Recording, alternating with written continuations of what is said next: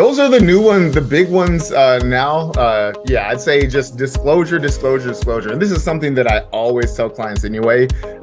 Sharing information, even if it's bad, the information is what it is. And usually holding it back is not going to help you. In most cases, it's going to hurt you. So they're emphasizing disclosure, and I agree with that. I think that and this is more anecdotal, not necessarily empirical, but people typically don't sue people that they trust and believe and that they like.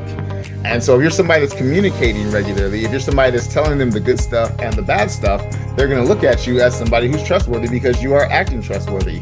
And so if something bad does happen, we're in this industry, this is a risky industry. These investments are not guaranteed. Bad things do happen, and it doesn't mean that somebody was doing something bad or nefarious. So if one of those bad things do happen and you've been very communicative and stay that way, you're just, as the issuer, going to save yourself a lot of headache. This is your daily real estate syndication show. I'm your host, Whitney Sewell. Today, our guest is Nick McGrue. Nick's a lawyer at Polymath Legal. He assists developers, syndicators, investors, and entrepreneurs in syndications, business formations, real estate and business transactions, and contracts. Expertise is in navigating the SEC regulations and other common issues, right, for multifamily investors. So he's created syndications, allowing his clients to raise and acquire over $2 billion in assets. 10-year professor of business law, teaches business and real estate classes for undergraduate and graduate MBA and law school students. And so Nick's going to dive into a number of topics to actually the next 2 days over some new SEC rules, finder fees, which I get questions about all the time, and even working with broker dealers, financial advisors. There's even some things that came out towards the end of in one of the segments that was great information that I didn't expect. He listed off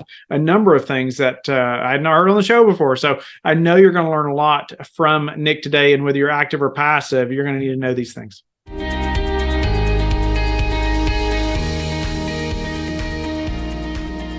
No matter what kind of business you're in, you better have a team of experts around you. And the guy that we are interviewing today is one of those that you better have on your team. It's a must if you're in our space that you got these expertise on your team. You don't have to have them, but you better have somebody that does. And today our guest is Nick McGrue. Nick, welcome to the show.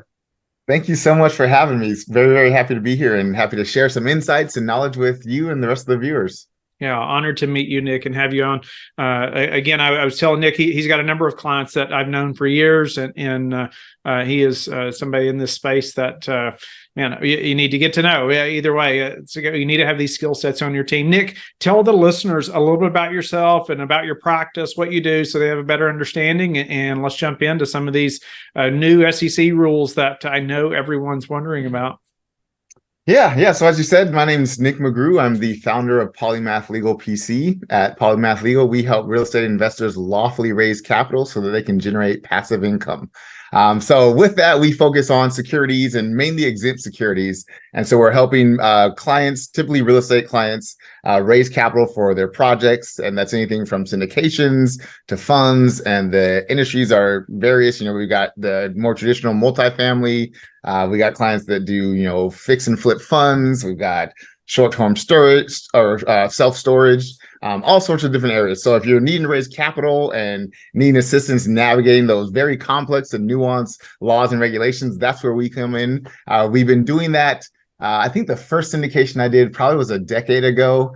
And then I'd say it's been heavily a part of our practice. Right now, it's probably 70% of what we do. And I'd say it's been that way probably for the last 7 or 8 years now. So it's what we're doing day in, day out, and do quite a bit of it. Nice.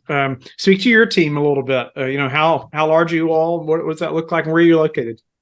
Yeah, so located in Inglewood, California, and we're a small team, but growing. The first probably decade or so, it was me doing everything. And then I realized I owned a job, not a business. And so I said, let me start thinking about this more as a business. And so right now, we did kind of just scale back a little bit.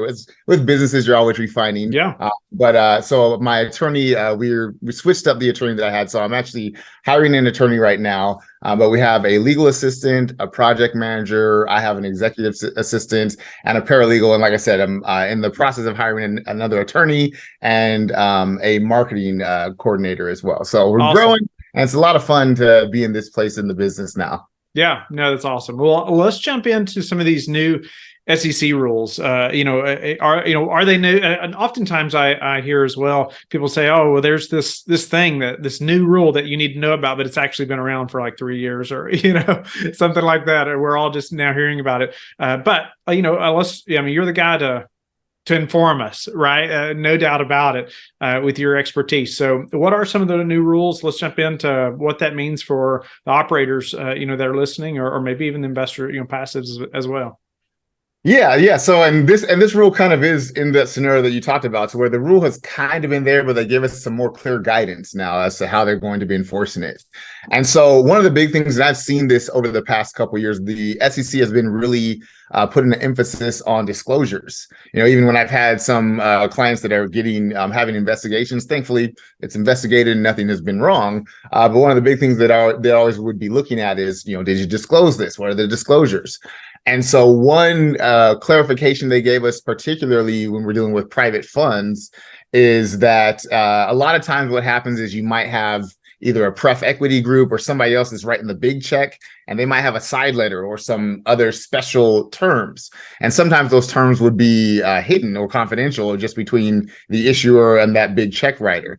And so the SEC has said, hey, you got to be clear and transparent. And if one member knows it, then all the members have to know it. So those confidential side letters are a thing of the past. And additionally, they really emphasize about the disclosures, about the terms, about executive compensation. I'd say that's one thing that a lot of issuers really want to focus on, is that whenever I get, and usually it's actually state securities administrators, but whenever they're inquiring about a filing or something, one of the first things they ask for is they say, show me where you talked about use of proceeds and executive compensation. And so the SEC put this out probably not too long ago, but essentially they emphasize that that's some of the things that they're going to be looking at and focusing on is those disclosures. And again, the main thing was making sure that everybody's on equal footing. So they don't want big check writers having information that the smaller check writers don't have. Okay, so getting everybody on equal or level playing field here, right? No matter if they put in 90% of the capital or 2%. Yep. So you mentioned no more of this confidential side letters, or you said it's a thing of the past, right? Just what is that exactly? Like, elaborate on what that means exactly, or maybe how, why somebody would have done it that way, just in case somebody's been doing this and maybe they don't realize it's what they're doing. Yeah. So let's say I got a project and I've got to raise $20 million. So that's what I got to do to get into it, et cetera. And so I might, reach out to my normal retail investors that might be investing $100,000, $200,000, $300,000. And that's great. But then if somebody, say a family office, comes to me and says, hey, we like this project, we want to invest $8 million. I'd love that, because that's almost half of my raise right there. But they know that I'm going to love that as well. And they know the benefit they're giving to me. And so they say, we'll give you $8 million, but we see what you're giving everybody else. We're better. We're special than that. And so we want better terms. So here's what we need. And so a lot of times the returns might be better. Also, many times, because we're dealing with, quasi institutions here, they have the personnel to actually run this deal if they want to. And so a lot of times they'll say, hey, if you're not hitting certain metrics, then we have the right to take this deal over and run it because we have the bulk of the capital in here. And in addition to that, they often do probably have either higher prefs. They're probably actually higher in the capital stack to begin with and getting paid out sooner, and potentially better returns overall. And so obviously, if you're giving most of your investors 7% and somebody else is getting 11%, you're not going to be too thrilled about wanting to tell them that, even though there clearly is some good reason. They're giving $8 million. You got to pay for that. But still, nonetheless, your other investors are going to say, wait, why do they get 11 and I'm getting 7? And so a lot of times you might not have wanted to convey that. And since they weren't investing in that membership class, you may not have had to. But now the SEC has said, hey, if you're going to do the one, they said, we don't like those special classes anyway, and we're going to be looking at them very closely. But if you are doing that, then you definitely need to make sure that everybody is privy to that information. So yeah, it's a big change from a lot of how many people might have practiced it before. Yeah. Yeah, no, and I would expect that, a family office or somebody coming in with that kind of capital are going to want some special treatment, no doubt about it. Or push that weight around a little bit, and so I think that's pretty common that they're going to request that. So I guess the problem I could see is we've already got our PPM drafted, already got our documents put together, and we're out raising money, and then this potential partner or family office comes and approaches us, and we didn't have these special terms in the agreement already, right, or in the PPM, and so that's why we might try to add a side letter. Is that accurate? Yep, exactly. So could we just create another class for them or something like that? Could we just go back and alter the documents to create another class, or I guess walk us through some maybe better ways to do this? Yeah, so you can create another class, and the SEC wasn't saying that you couldn't have special terms. You as the issuer can set, and many times I'll have clients that'll have multiple classes, and Right. Some classes might have higher minimums, and those higher minimum classes are going to have better returns. Makes sense. The issue comes is that it's kind of like you were saying, is that this class is not created or the terms are not disclosed, and we're kind of making it on the fly. And so with that, you still can do this. You're going to definitely need to disclose it. And then depending on what those terms are, you might actually need to have your investors re-sign, because if the terms that you're giving to that family office are going to change or affect the terms that you are giving to your retail investor, you'd need to let them know and have them reconfirm that they're okay with that. That was going to be my question. How do we disclose this properly, or have it documented, right? So we can confirm. But that seems to answer it. I mean, you are going to have to say redo your legal docs, and have whoever's invested already re-sign. Is that and maybe practice, not, I guess. And not necessarily a redo, but we'll do a PPM supplement. So we'll say, hey, you got the PPM dated October 1st. This is to provide additional information and supplement that. And so then we add in whatever those new terms are. So it's not a brand new complete redo of the PPM, but they get, depending on how complex it is, it might be a 1 or 2 pager that explains the new changes, the risk factors involved, and other information that's important for them. Yeah. So then they're reviewing 2 or 3 pages versus 150. Yeah. Yes. That makes sense. We would all appreciate that. That's for sure. Yes. What about any other new rules? Anything else that we need to be aware of? Those are the new ones, the big ones now. I'd say just disclosure. And this is something that I always tell clients anyway. Sharing information, even if it's bad, the information is what it is. And usually holding it back is not going to help you. In most cases, it's going to hurt you. So they're emphasizing disclosure. And I agree with that. I think that and this is more anecdotal, not necessarily empirical, but people typically don't sue people that they trust and believe and that they like. And so if you're somebody that's communicating regularly, if you're somebody that's telling them the good stuff and the bad stuff, they're going to look at you as somebody who's trustworthy because you are acting trustworthy. And so if something bad does happen, we're in this industry, this is a risky industry. These investments are not guaranteed. Bad things do happen, and it doesn't mean that somebody was doing something bad or nefarious. So if one of those bad things do happen and you've been very communicative and stay that way, you're just, as the issuer, going to save yourself a lot of headache, because your investors are not going to be saying what's going on. Are they about to be one of the new headlines that we're seeing about people in this industry? Are they doing something that's, taking my money or something like that? They're going to say, oh yeah, no, Whitney told me about this. He said at the last quarterly informational, he said this is one of the potential things he was looking at. These are the things that he was going to do to try to mitigate that. And here we are. And I was expecting that. Yeah, I'm not happy about it, but Whitney let me know about this, so I know that this is just part of the game that I signed up for. I always encourage very regular communication, whether it's good or bad information. And the SEC is kind of just more so saying, yeah, not only should you, you need to now.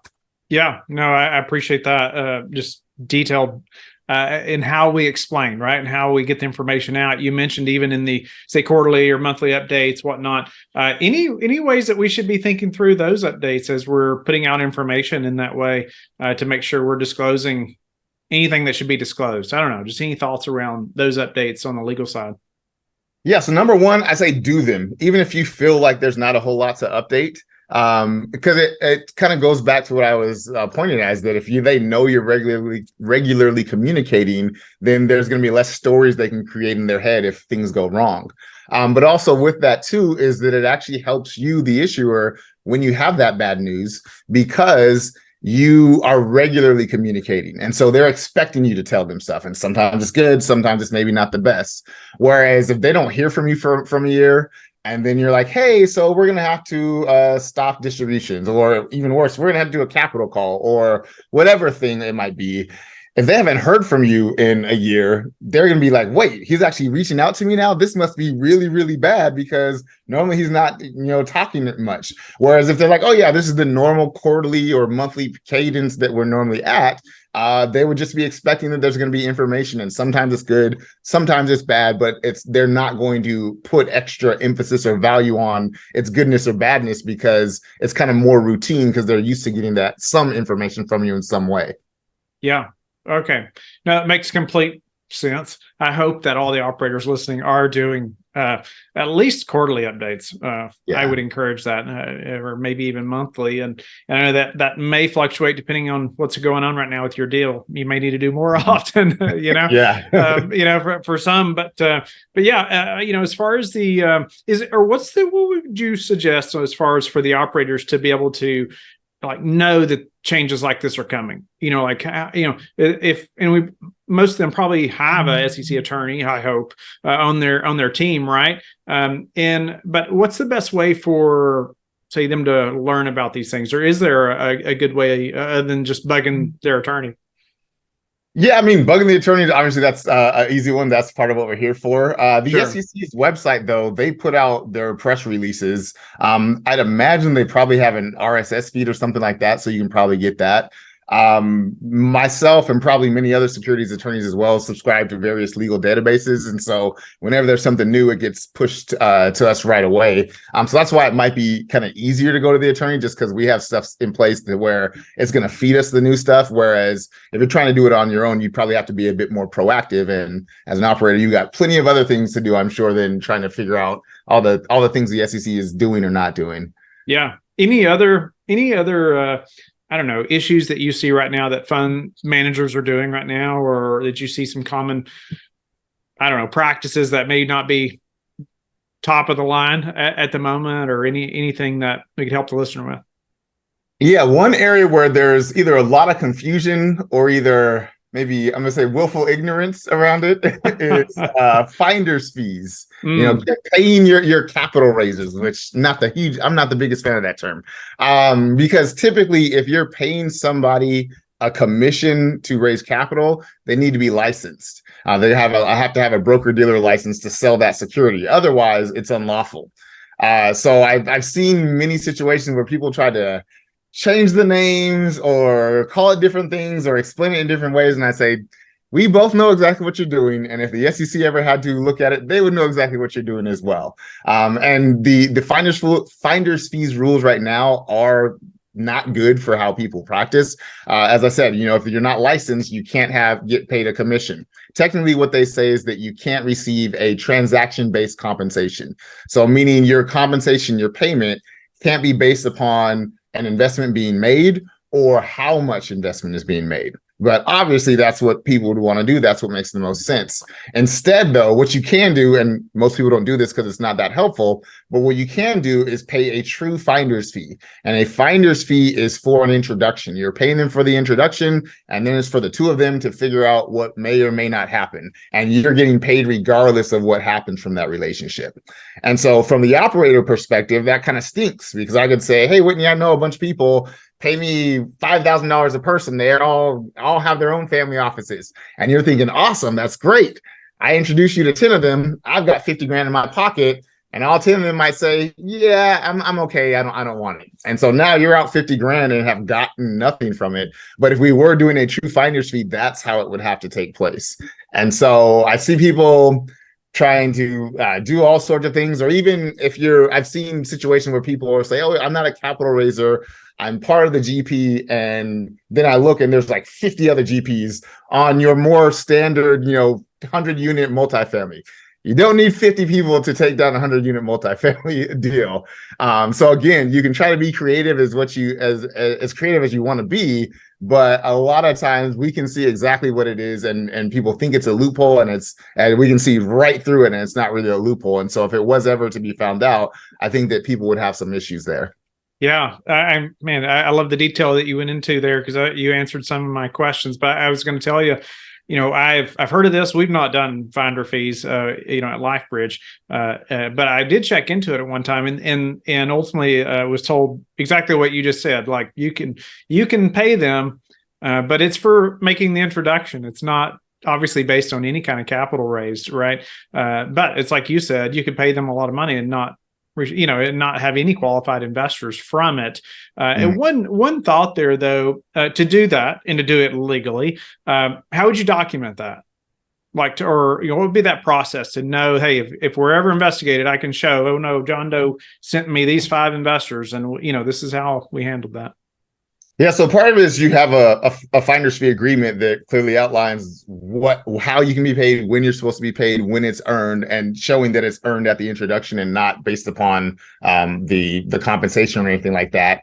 And then the other way to help substantiate it would be to actually document the meetings that you had, and particularly if there are people that didn't invest, showing that you still paid that finder's fee nonetheless. And that would go a strong way towards showing that this is truly a finder's fee, because you'll have receipts of you paying even when there's no investment made.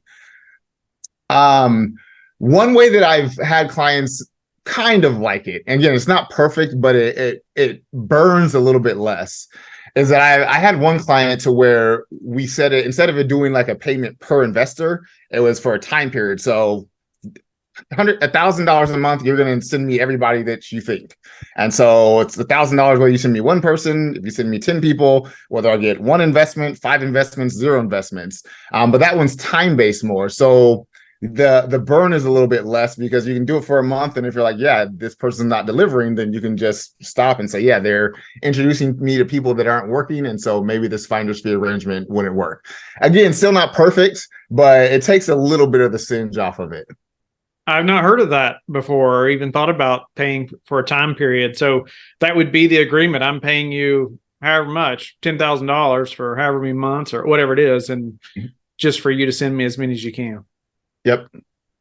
Okay. Well, that's interesting. But I like to just the documenting of, hey, maybe they send you one, you just go ahead and pay them right then. If you're doing it the other way per referral, and then you would have even the transactions noted there that, hey, we may not even be raising money during that time, but you could see, the transactions taking place outside of a capital raise. During a capital raise might be a little harder to prove that, right? Yeah, just because it's kind of simultaneously, right? Might be a little harder there. Yeah. Okay. No, that's incredible. Anything else on finder's fees that you see people asking questions about or doing it the wrong way? I don't know. Just want to hit that really well, because I get questions about that also. Yeah, that's the main issues is, if you're paying a commission, so their payment is contingent upon an investment being made or how much, then they've got to be a licensed broker dealer. I have lost hope at this point. 2 years ago, there was a proposed rule that would allow people to do it how they want. Essentially, you just have to have an agreement that says they're a finder. You'd have to disclose that they're a finder getting paid a commission. They wouldn't have to have a broker-dealer license or anything like that. And people could do essentially what I know a lot of people are already doing right now. But that rule has been proposed for probably 2, maybe even 2.5 years now, and I haven't seen any traction or movement. So I'm starting to lose hope. Still a glimmer. They haven't taken it completely off the table, but haven't seen any traction or movement on that proposed rule. They would dramatically switch this up, and I think make it a lot better and easier for a lot of people. Yeah, that would be kind of crazy. And so anyway, well, Nick, we're going to end this segment here. With the listeners know, we're going to do another segment with Nick as well and dive in on some other topics. Nick, grateful for your time today, just hammering in on these new SEC rules that we all need to be aware of, and making sure that we're disclosing all these things to everyone involved, right? All the partners involved in a deal, and even diving into finder's fees and how that should be done or potentially be done. I would say even if you did it, like Nick said, you should call him and talk to him about your specific situation. Would you agree, Nick? Yes, yes. As we've been talking, this is all very nuanced. And so, yeah, I've been talking about generalities and things that often work, but there's always nuanced differences, and you want to make sure you're getting advice for your unique situation. For sure. Nick, thank you so much. How can the listeners get in touch with you and learn more about you? Yeah, you can reach me at polymathlegal.com. That's POLYMATHLEGAL.com. Or you can find me on social media. It's at Nick the Lawyer. That's Nick with no K. So at NIC the Lawyer. Thank you for listening to the Real Estate Syndication Show, brought to you by LifeBridge Capital. LifeBridge Capital works with investors nationwide to invest in real estate, while also donating 50% of its profits to assist parents who are committing to adoption. LifeBridge Capital, making a difference, one investor and one child at a time. Connect online at www.lifebridgecapital.com for free material and videos to further your success.